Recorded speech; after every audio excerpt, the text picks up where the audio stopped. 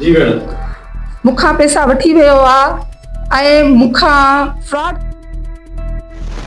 लाड़काना को रिसूदात लाला अब्दुल रहमान तुनियो जी रिपोर्ट लाड़काना से social form media जे office में रिहाना परवीन काद पहुंची गुलाम कादिर काद जे खिलाफ दाहिंदे इल्ज़ाम लगाईंदे मीडिया खां ॿुधायो आहे त आउं काद घटी जी रहवासण ऐं सरकारी उस्ताद आहियां। जॾहिं त गुलाम कादिर काद मुंहिंजो फुफड़ आहे उनखे मामा चवंदी आहे। हुन मूंखे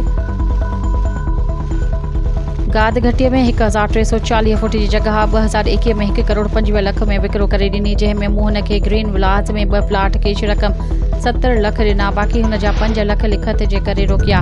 जत 5 सालनि में मुख़्तलिफ़ वक़्तनि ते पंधु कंदी रहियसि, पर हू लिखत ॾियण खां की बाए मूंखे लिखत खां जवाबु ॾेई छॾियईं ऐं मुंहिंजे मुड़ुस भाइरनि मथां कूड़े FIR सचल थाणे ते कटराई गुम कराए छॾी आहे, जेका जज साहिब छापो हणी बाज़ियाब कराया ऐं कूड़ो केस कूड़ो साबित थी ख़त्म थी वियो। पोइ बि हुन पंहिंजे गुंडा छोकिरनि रजब अली पुट अली नवाज़ गाद, सलीम पुट रजब अली गाद ऐं जोजी पुट रजब अली गाद खां मूं ते हमला कराए ऐं अॻे रमज़ान शरीफ़ में कराया। जॾहिं त जहिड़े दौरान मुंहिंजो नंढड़ो पुटु ज़ख़्मी थी पियो। पैसा वठण बावजूद हू मूंखे लिखत ॾियण लाइ तयारु न आहिनि।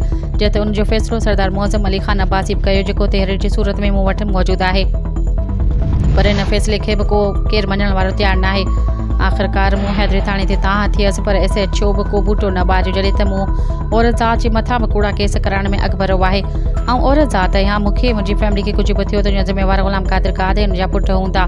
वधीक हुन SSP लाड़कानो, DIG लाड़कानो ऐं IG सिंध खे अपील कंदे चयो त मुंहिंजा 2 प्लाट रोक रक़म हर्ज ख़र्च वापसि कराए ॾिना वञनि। मुंहिंजे हिन पात्र माण्हू मां जान छॾाई वञे त जीअं पंहिंजी ज़िंदगी बहितर नमूने गुज़ारे सघां।